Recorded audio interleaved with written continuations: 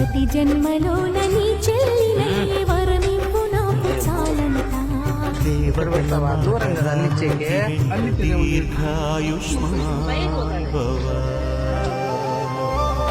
అన్న చెల్లిని అనుబంధం జన్మ జన్మల సంబంధం. రావిలమ్మకిది జన్మదినం, కోటి తారకల కోలాహలం.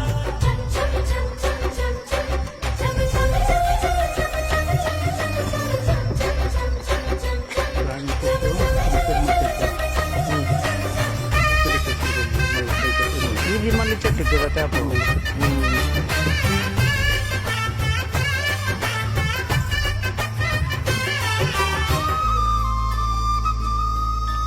ఇవి మర్చిపోయినా బండి తీసి బయట పెట్టి